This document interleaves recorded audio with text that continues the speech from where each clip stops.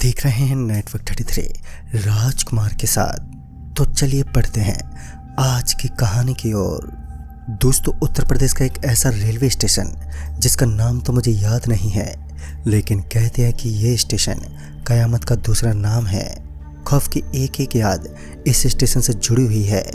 धीरज आज काफ़ी दिनों के बाद कहीं घूमने के लिए रवाना हुआ था। आज उसके साथ उसका कोई भी दोस्त नहीं था, जिस कारण वह उत्तर प्रदेश से रवाना होता हुआ दिल्ली के लिए पहुंचने वाला था, क्योंकि दिल्ली के अंदर उसके काफ़ी अच्छे दोस्त थे और वह उन्हीं के साथ दिल्ली में कुछ दिनों की छुट्टी पर आया हुआ था। धीरज पेशे से एक पुलिस अधिकारी था और हमें ये बात बताने की ज़रूरत नहीं होती कि किसी भी सफ़र में एक पुलिस वाले का दिमाग उल्टी सीधी बातों में चला ही जाता है। ऐसा ही धीरज के साथ भी जब वो ट्रेन में दाखिल हुआ तो जैसे ही वह ट्रेन के अंदर पहुंचा तो उसने पाया कि ट्रेन के दरवाजे के पास थोड़ा ब्लड लगा हुआ था। ब्लड को देखने के बाद धीरज थोड़ा हैरानी में पड़ गया और उसे गौर से देखने लगा। धीरज की यह करतूत देखकर उस ट्रेन में मौजूद एक युवा लड़का धीरज को घूरता हुआ उस पर हंसने लगा। धीरज की ये बातें थोड़ी अजीब लग रही थी, लेकिन अब धीरज ने पुलिस कार्ड बाहर निकाला तो इस युवा लड़के के चेहरे पर खामोशी के बादल छा गए। धीरज हंसते हुए मुस्कुराते हुए बोला, डरो मत, मैं यहाँ ड्यूटी पर नहीं हूँ, मैं भी आपकी तरह सफ़र काट रहा हूँ। बाद में धीरज ने उस लड़की की तरफ ज़्यादा ध्यान नहीं दिया और अपनी सीट पर बैठ गया। धीरज का सफ़र रात के तकरीबन 7 बजे के बाद सुबह के लगभग 4 बजे के आसपास ख़त्म होने वाला था। सफ़र काफ़ी लंबा होने के साथ साथ कठिनाइयों से भरपूर भी था। खैर, ट्रेन फुल स्पीड के साथ अभी तो पटरियों पर दौड़ रही थी। अपनी फुल स्पीड के साथ अभी ट्रेन आगे बढ़ ही रही थी कि तभी धीरज को अचानक ही उस बोगी के अंदर कुछ हलचल महसूस हुई। अब उसे ऐसा लग रहा था मानो उस बोगी के अंदर से पटाखे फूटने की आवाज़ आ रही हो। लिहाजा धीरज उस बोगी में चारों तरफ देखने लगा। धीरज एक पुलिस वाला था तो उसके चेहरे पर डर का कोई नामो निशान नहीं था। वह अपनी हिम्मत के लिए भी जाना जाता था, जिस कारण वह उस बोगी के बाथरूम में पहुंचा। उसी बाथरूम के अंदर से वो आवाज़ें सुनाई दे रही थी। सुनने में ये आवाज़ें काफ़ी अजीब और रहस्यमय भी थीं। उस भागती हुई ट्रेन की वजह से उसकी खट खट की आवाज़ें उसे सुनाई दे रही थी। उस घोर सन्नाटे के बीच ट्रेन की आवाज़ के साथ साथ कुछ शांत चीज़ें भी नज़र आ रही थी। रात गहरी होने लगी। थोड़ी देर के बाद उन आवाज़ों का आना एकदम से बंद हो गया और जब धीरज को लगा कि अब यह आवाज़ बंद हो चुकी है तो वह चुपचाप अपनी सीट पर बैठ गया। सीट पर बैठ जाने के बाद उसकी आंखों में नींद अपना डेरा जमाना चाहती थी। उस वक्त धीरज अपनी आंखें बंद करके चुपचाप सीट पर लेट गया। वो बोगी पूरी शांत नज़र आ रही थी। ठंड के उस मौसम में ये हल्की हल्की हवाएं ट्रेन के अंदर दाखिल हो रही थी तो वैसे ही धीरज का पूरा बदन ठंडा पड़ने लगा। करीब आधा घंटा नींद लेने के बाद धीरज को ऐसा लग रहा था मानो उसकी गर्मा गर्म कंबल के अंदर किसी ने अपने ठंडे ठंडे हाथ घुसा दिए हैं। धीरज की आंखें खुल गईं और जब उसने बाहर का नज़ारा देखा तो उसने पाया कि ट्रेन इस वक्त धौलपुर नामक गांव के अंदर से गुजर रही थी। गांव का नज़ारा देखने के बाद यह पता लगाना बहुत ही आसान था कि यह गांव काफ़ी खामोश है। धौलपुर स्टेशन पर ट्रेन लगभग आधे घंटे के लिए रुकने वाली थी, जिस कारण धीरज ट्रेन से नीचे उतर गया और बाहर की ओर भूख मिटाने की किन्हीं चीज़ों को तलाश करने लगा। काफ़ी देर तक इधर उधर भटकने के बाद धीरज की नज़र एक समोसे वाले पर पड़ी तो उसने देखा कि वहाँ पर एक हलवाई समोसे बनाने का काम कर रहा था। उस हड्डियाँ जमा देने वाली सर्द के माहौल में इतने गर्मा गर्म समोसे देखने के पश्चात धीरज कहाँ रुकने वाला था। उसने अपनी जेब से अपना पर्स बाहर निकाला और 2 समोसे ऑर्डर करने लगा और फिर उन समोसों को लेकर वो ट्रेन के अंदर पहुंच गया। काफ़ी देर पहले जिन समोसों के अंदर से खुशबू की महक आ रही थी तो अब उनके अंदर से एक भयानक बदबू उत्पन्न होने लगी। एक पुलिस वाला होने के नाते धीरज का खुरापाती दिमाग एकदम से काम करने लगा। उसने उन समोसों को खाने के बजाय सबसे पहले तोड़ना शुरू कर दिया और जब उसने उन समोसों के अंदर का माल बाहर निकाला तो उसने देखा कि उसके अंदर छोटे मोटे जीव जंतु के मांस था और साथ ही उनकी हड्डियां भी साफ साफ चमक रही थी। धीरज का गुस्सा 7वें आसमान पर था। वह तुरंत ही ट्रेन से नीचे उतर गया और ट्रेन से नीचे उतरने के बाद वह सबसे पहले उस समोसे वाले की तलाश करने लगा। लेकिन ये क्या, वो समोसे वाला वहाँ पर कहीं मौजूद ही नहीं था और ये देखकर धीरज को अपनी आंखों पर विश्वास ही नहीं हुआ। वह थोड़ा बहुत गुस्सा दिखाते हुए फिर से ट्रेन में लौट गया, लेकिन अभी भी उसके मन में एक बात खटक रही थी कि आखिर यह समोसे वाला इतनी सी देर में कहाँ गायब हो सकता है। फिर तकरीबन 20 मिनट के बाद ट्रेन वापस चल पड़ी और ट्रेन चलने के साथ ही धीरज ने अपने मन में मौजूद उन सभी सवालों को फिर से दोहराना शुरू कर दिया। वो अभी सीट पर बैठा ही था कि अचानक से खिड़की के अंदर से एक चेहरा जो धीरज को घुमाते हुए बोला, अरे ओ भाई साहब, समोसे के पैसे नहीं दिए आपने। तभी धीरज अचानक से खिड़की की तरफ देखने लगा तो उसने पाया कि यह तो कोई और नहीं बल्कि वही समोसे वाला था जिसके 2 दांत टूटे हुए थे और साथ ही उसका चेहरा भी थोड़ा अजीब लग रहा था। धीरज का गुस्सा देखने के बाद वह समोसे वाला बोल पड़ा, अभी तो आपने एक झलक देखी है, इस ट्रेन की सच्चाई से रूबरू होने के लिए आपको 5 घंटे का वक्त लगेगा।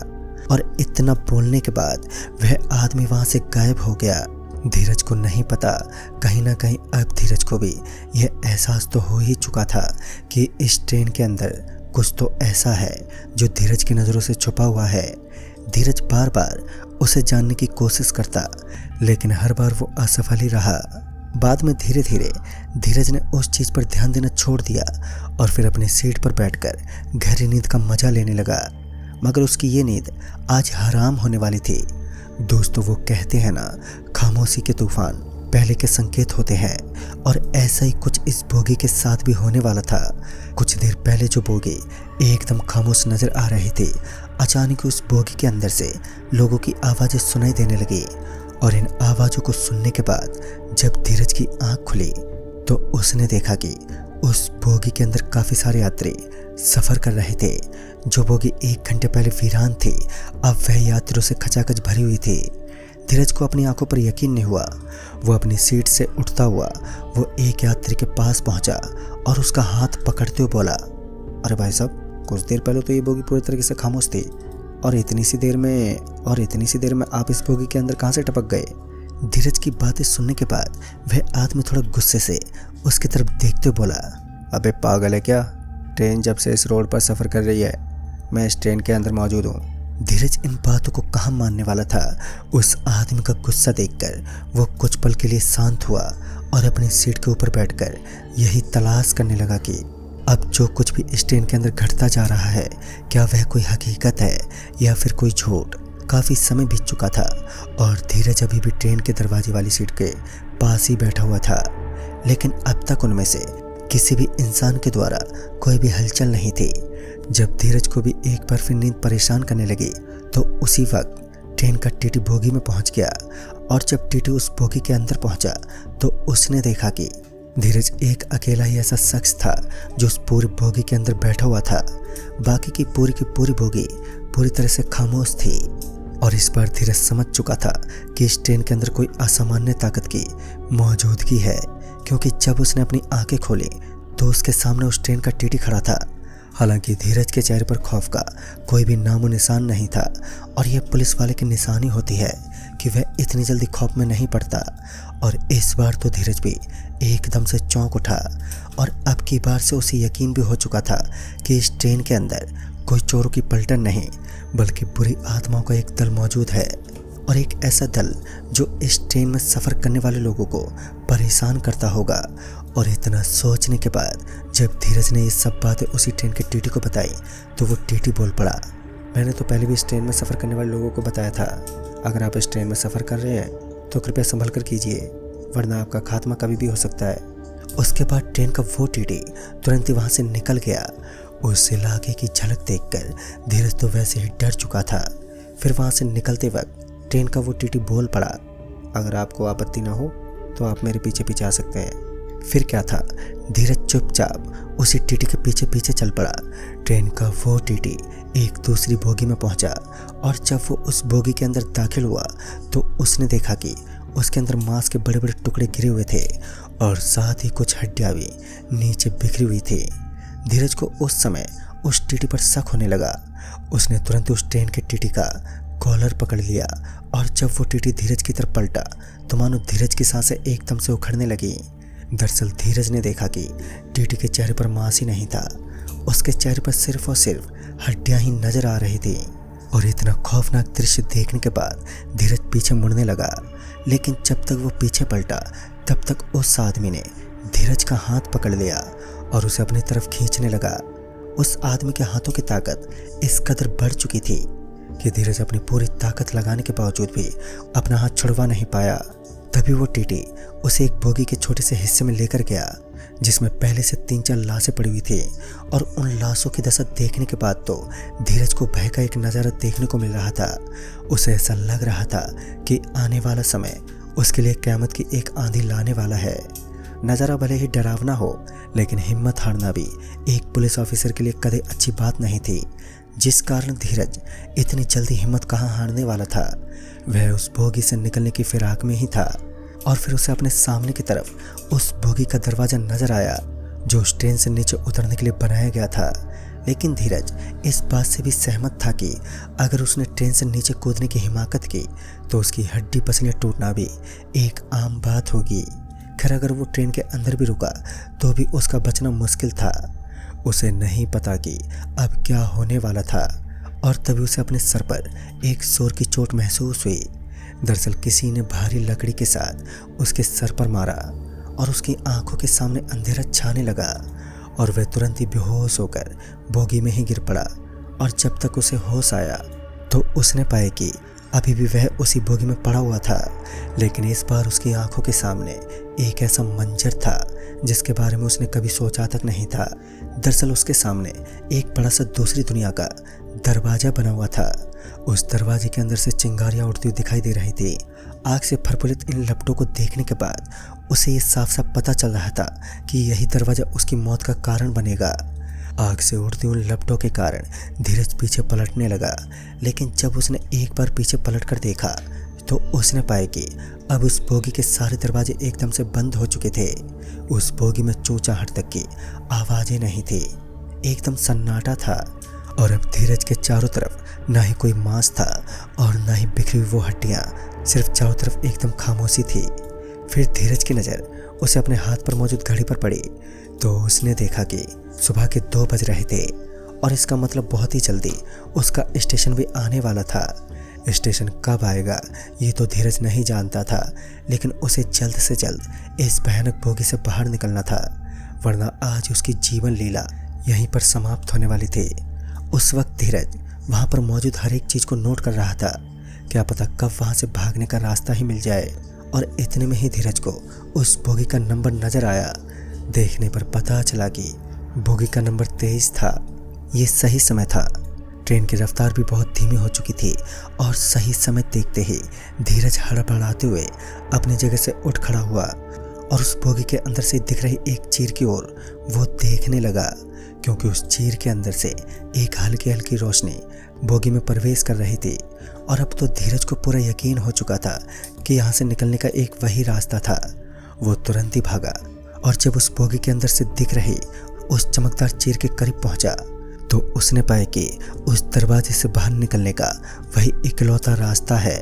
धीरज ने एक जोर का झटका दिया तो वो दरवाज़ा एकदम से खुल गया, और दरवाज़ा खुलते ही धीरज उस बोगी के उस दरवाजे के पास गया और वो पीछे मुड़ा तो वहाँ उस बोगी का वो हिस्सा मौजूद ही नहीं था। सर्दी के उस मौसम में कोहरा भी इस तरह से राज कर रहा था मानो कोहरे के अलावा अब कुछ बचा ही ना हो। एक स्टेशन पर रुकने के बाद अब ट्रेन फिर से अपनी रफ्तार को हासिल करने लगी, मगर धीरज तुरंत ही नीचे कूद गया और पटरों के बेहद करीब गिरने की वजह से धीरज का पूरा शरीर करा उठा। उसके जिस्म पर मोटे मोटे घाव नजर आने लगे। यह दशा सच में बहुत ही बुरी होती है। जब कोई घायल इंसान पटरों के बीचों बीच पड़ा रहता हो तो उसकी दशा क्या हो सकती है ये तो वही जान सकता है। दर्द से कराहता हुआ धीरज अभी भी स्टेशन पर पड़ा हुआ था, साथ ही ठंड भी अपना कोहराम मचा रही थी। फिर थोड़ी देर के बाद ही वो बेहोश हो गया और फिर एक हल्की हल्की गर्माहट के साथ उसे अपने घाव महसूस हुए। आंख खुलने पर उसने पाया कि वो पटरों के एकदम पास ही बैठा हुआ था और दूसरी तरफ एक आदमी बीड़ी फूंकता हुआ धीरज से बोल पड़ा, मैंने कहा था ना संभल कर जाना। धीरज को ये आवाज़ काफ़ी जानी पहचानी लग रही थी, मगर उस समय उसकी वो हिम्मत नहीं थी कि वो अपना पुलिस वाला माइंड का इस्तेमाल कर सके। वो दर्द से कराता रहा। उस बीड़ी पीने वाले आदमी का चेहरा देखने की वो कोशिश करने लगा और फिर धीरे धीरे धीरज की आंखों के सामने काला काला अंधेरा छाने लगा। मगर उसी समय धीरज की आंखें बंद हो गईं। लेकिन आंखें बंद होने से पहले जब उसकी नज़र उस आदमी पर पड़ी तो उसने पाया कि यह तो वही समोसे बेचने वाला शख्स था जो उस स्टेशन पर नजर आया था। खैर पूरी रात धीरज वहीं पड़ा रहा, लेकिन जब सुबह हुई तो उसके दोस्त उसे वहीं के एक अस्पताल में लेकर पहुंच गए। अस्पताल में धीरज का इलाज हुआ और लगभग 4 दिन बीतने के बाद उसको रिकवर किया गया। दोस्तों, एक पुलिस ऑफिसर का इन चीज़ों पर विश्वास होना एक बहुत ही कम होता है, लेकिन धीरज अब समझ चुका था कि हमारी यह सृष्टि इंसानों से नहीं बल्कि अनजानी शक्तियों से भी भरी हुई है। खैर उस दिन के बीत जाने के बाद आज तक धीरज रात में किसी भी ट्रेन में बिल्कुल भी सफ़र नहीं कर पाया, क्योंकि उस क़यामत की रात की दहशत आज भी उसके दिल में बरकरार है। लेकिन दोस्तों, वो समोसे वाला कौन था जिसने एक बार धीरज को खौफ में भी डाल दिया और दूसरी बार उसकी जान भी बचाई? यह बात तो एक रहस्य ही बनी हुई है। तो दोस्तों, इस कहानी में बस इतना ही। तब तक के लिए बाय एंड टेक केयर।